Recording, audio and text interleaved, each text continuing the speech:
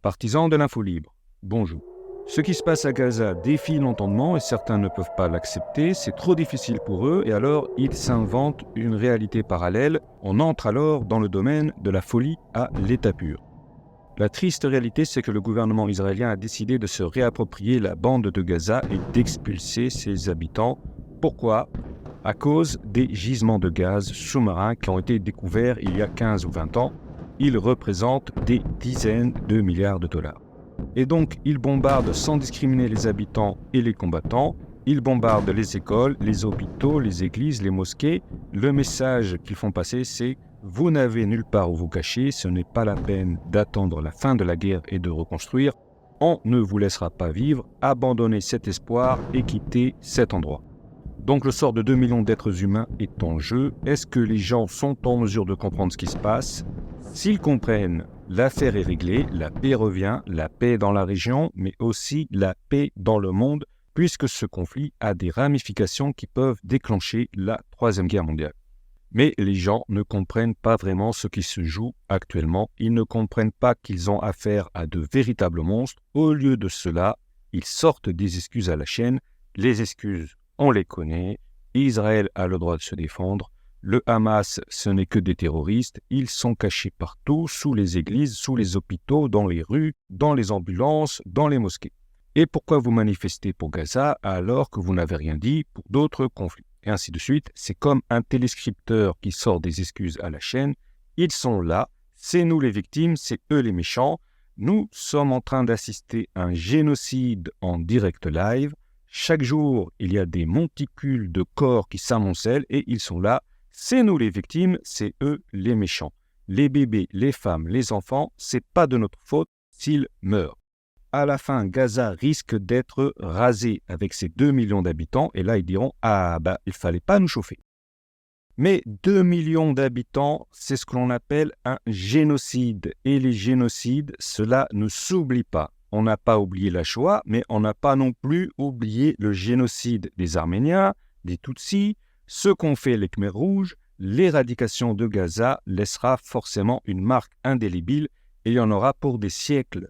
Et ce ne sera pas la peine de remettre en marche la petite routine, les blagues à la télé, vivre sa petite vie, travailler, faire ses courses.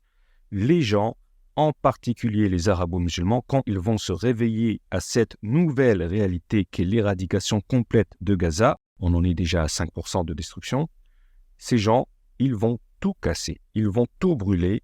Le conflit va s'exporter, il va s'exporter en Grande-Bretagne, en France et dans tous les pays européens. Ah, vous détruisez un pays et un peuple, nous aussi, on va détruire. Voilà ce qui va se passer si aucune solution n'est trouvée au conflit actuel. Alors les dirigeants cherchent à relocaliser les habitants de Gaza, mais personne n'en veut. Ni l'Égypte, ni la Jordanie, ni l'Amérique, ni la France, personne n'est en mesure de prendre en charge 2 millions de réfugiés qui s'ajoutent aux autres réfugiés d'Irak et de Syrie. C'est de cela qu'ils discutent en ce moment. Au lieu de faire pression sur Israël, ils discutent du sort des Palestiniens et la solution qui a été trouvée, c'est tant pis pour eux, c'est de leur faute qu'ils meurent tous. C'est ce qu'ils sont en train d'insinuer, mais ils ne le disent pas encore directement afin de ne pas trop choquer la population. Et pour ne pas choquer, ils prévoient aussi de faire une offre généreuse. Nous, les bienfaisants occidentaux, nous allons prendre en charge des charters d'orphelins de Gaza. Oui, mais les 2 millions d'habitants, ils sont passés où ? On ne sait pas trop, mais nous avons recueilli 200 orphelins, et donc c'est nous, les gentils.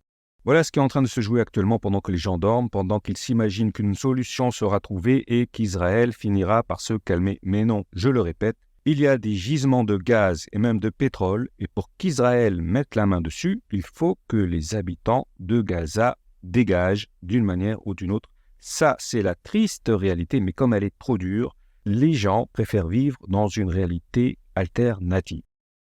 Donc, avec l'épuration ethnique de Gaza, nous avons l'élément déclencheur des révoltes en Europe. Pour que ça marche, il fallait amener auparavant des millions d'arabo-musulmans. C'est un plan qui a nécessité des décennies de préparation. Cela ne peut être l'œuvre d'un ou de plusieurs êtres humains. Il est d'origine non humaine, c'est-à-dire démoniaque pour ceux qui ne comprendraient pas encore.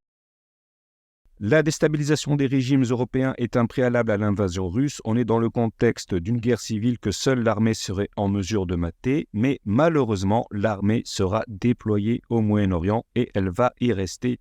Elle ne sera pas en mesure de défendre le territoire national contre l'ennemi intérieur ainsi que contre l'envahisseur russe.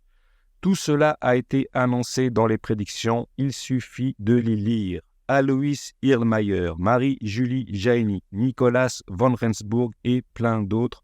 Cela fait des années que j'en parle, j'ai fait au moins une centaine de vidéos. Vu le contexte actuel, celui qui n'a pas le temps de jeter ne serait-ce qu'un petit coup d'œil à ces prédictions et qui pense qu'il n'y aura rien, eh bien je lui souhaite la mort et bon débarras. Avant de finir, je lance un avis de recherche pour une prophétie qui a été découverte dans une vieille Bible.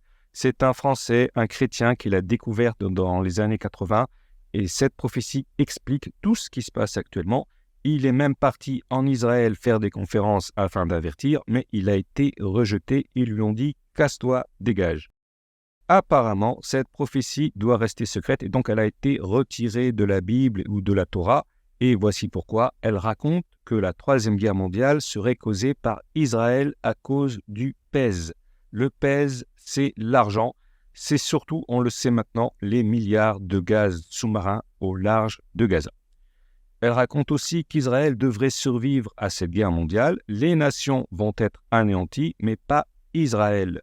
Les Israéliens vont s'enterrer dans des bunkers et s'en sortir. Et il y a des rabbins qui racontent la même chose. Cela signifie qu'ils en ont forcément entendu parler. Si vous avez entendu parler de cette prophétie dans un livre ou dans une vidéo, faites-moi signe dans les commentaires. Voilà, ce sera tout pour aujourd'hui. Je vous dis à bientôt pour la prochaine.